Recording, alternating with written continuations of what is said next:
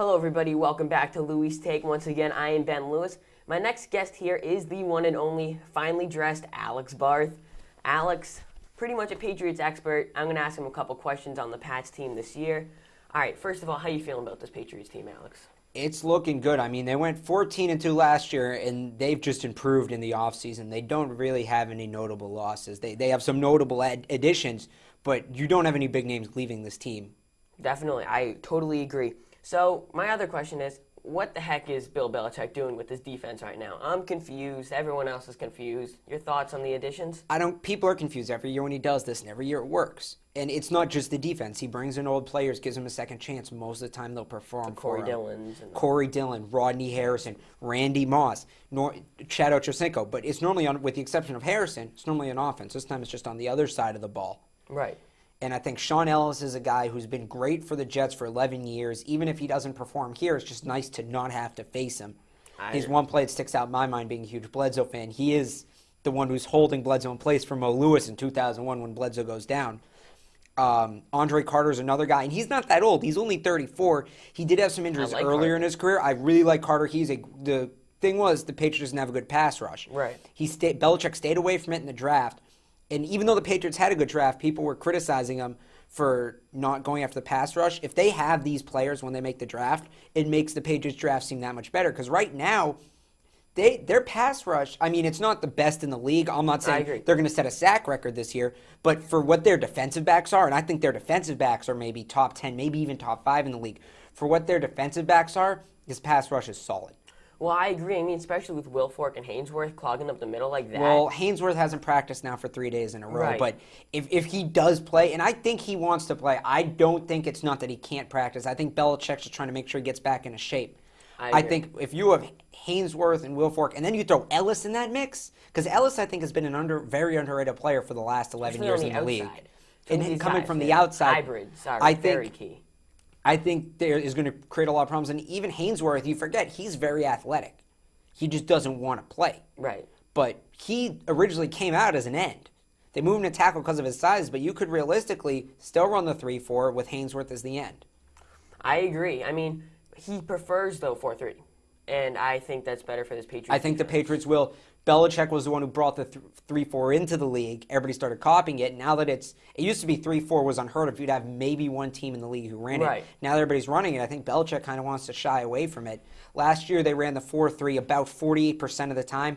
I think they're still the 3-4 about 48% of the time. It was about an even split. I think you're going to see that number drop. I think they're still going to use it, especially if Hainsworth can't play. But it'll drop probably to about the league average about 25, I think maybe 25, 30% of the time, mostly on passing down, second and long, third and long. I think you're going to look at a 4-3. Maybe you may even see some 5-down sets where it's not 5 linemen. You bring the extra linebacker in, a guy like Rob Ninkovich, line him up as a down player even though he is a linebacker. I think you're going to see a lot of that too.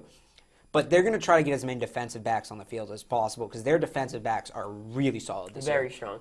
Especially now with, I know he's not in the AFC, but if you're ever playing the Eagles and a Michael Vick type, Michael Vick's not the great thrower. Let's face it. He can run.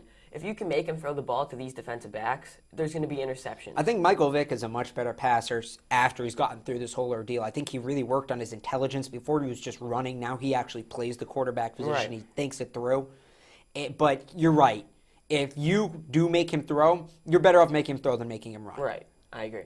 Then again, we'll see after a year of development he improved that much. We'll see. That may not be the case this year.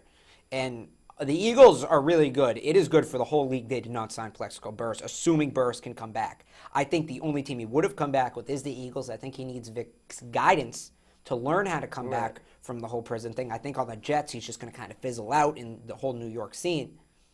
But it really helped. I think this is going to be the first year that the World Series and the Super Bowl will be played between the same two cities, Boston and Philadelphia. Really? I mean, that's a good estimate because both of these teams, that's very fair, in my opinion. So how's Hainsworth going to help this defense? Well, worst case scenario, coming from somebody who works at Gillette Stadium, there's always cars pulling into the employee parking lot. You could use them just as a blocker, just have them sit there and the cars can't get in. And that's worst case scenario, which makes my life a whole lot easier because I don't have to park all the way in front of Bass Pro and walk to the stadium.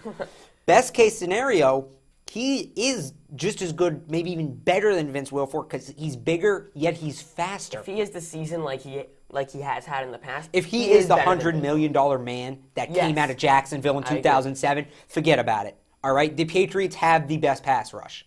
Right. But if he doesn't, I still think they're top half.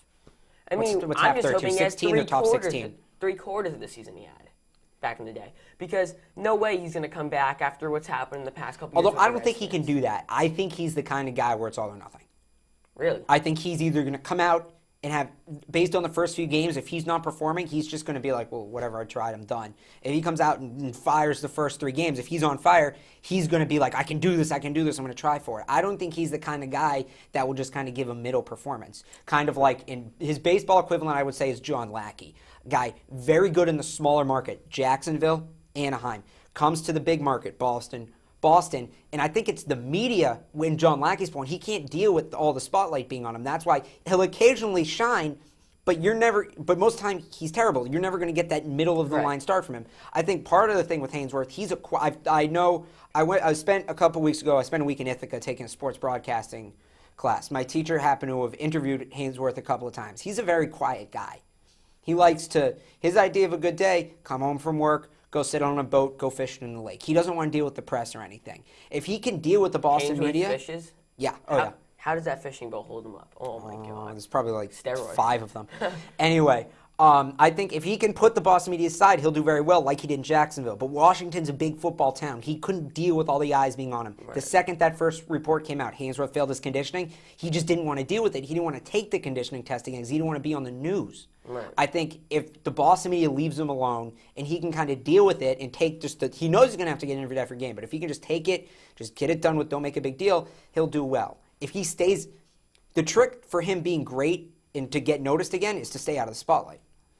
I agree, but Ocho Cinco, how can he help? I already asked you about Haynesworth, got to ask about Ocho. Despite the Prius game already. I don't think the Prius, yeah. I think key for him was getting the number because he started that actually, as much as people are throwing it out as a sarcastic story, the key to him, and he said he wants to do it the Patriots way. He's up in heaven now. Part of the Patriot way and staying in heaven for him, he can't be mouthing off like everybody else. That was Randy Moss's demise, as good as he was.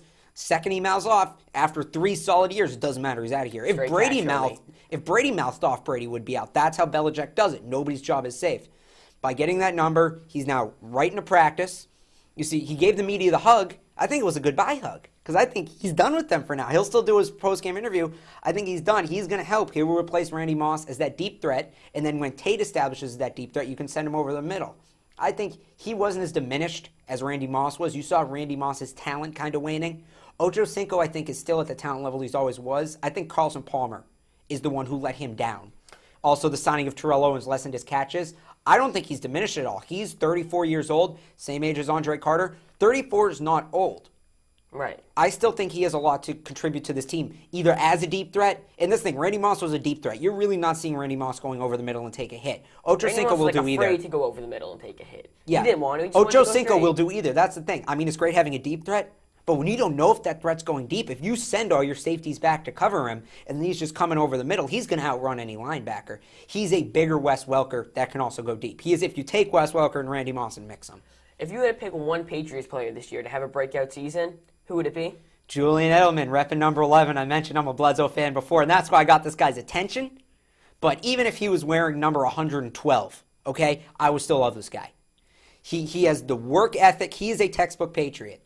He was an undrafted rookie, comes in, barely makes the team by that one punt return, just plays physical, head-down football, does what he's asked. He returns punts. He takes the screens. Wes Welker. He fits that Wes Welker play style, but he does it.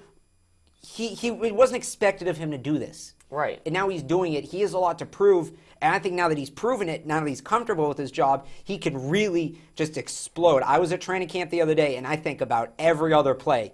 Everybody's looking, who's that guy? Julian Edelman. Who's that guy? Julian Edelman. He returned a couple punts. I know it's not full contact, but he was putting on some moves.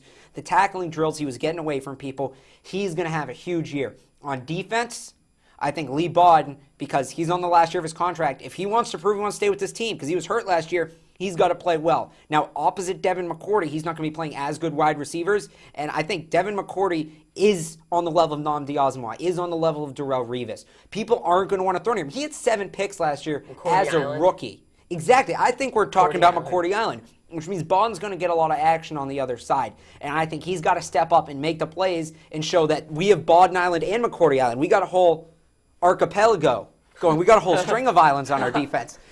Geography, what up? The archipelago of the Patriots defensive backs. I like that. I like that. I was on the spot, too. All right, predictions for this Patriots team. Where are they going to go? Who's going to be big? What's going to happen? I see them 13-3, 14-2. They have a very easy schedule this year. Their key game, obviously, against the Colts. I also think against the Giants. First time we've played them since the day that shall not be named. And please. I think Rex Ryan said it best when he said, we need somebody else to beat the Patriots, because the thing with Rex Ryan last year, he was confident. And even though he beat the Patriots in the playoffs, the Jets got worse in the offseason. The Patriots got better. Rex Ryan is afraid. He said he's not wishing Sean Ellis any luck, because if Sean Ellis has the slightest bit of luck, that means Mark Sanchez is going to Mass General after the game. I think Rex Ryan is scared. I think the rest of the league, except for maybe Philly, is scared. I think the Patriots are back where they were 03-04. They are the dominant team in the AFC, if not the league. The sky's the limit for this team. I see Boston, Philly in the Super Bowl. This is recording, so we have this later. And I'm making this prediction way ahead of time, before the preseason. I say, just like last time, New England 24, Philly 21 in the Super Bowl. I love it. I agree. If it is that Super Bowl, it's going to be a great game. That's all the football time we have today. But here at YBA, I got some great opportunities to interview the fighter, Mickey Ward. Here's some of the clip. No, I never thought it would be. Sorry if I talk too much. It hasn't changed at all. But no, I just never thought in a million years it wouldn't happen to me. But fortunately it did, and I'm happy it did, but I never thought it would. Well, the book and the movie is totally two different things. The book wasn't nothing to do with the movie. The movie is a totally different thing, and the movie was really right on. Not 100% like, it's hard to put someone's life in like 2 hours. They did the best they could possibly do, but it wasn't exactly like that. But the book had nothing to do with the movie. I asked him about the resilience, how to come back after a tough fight.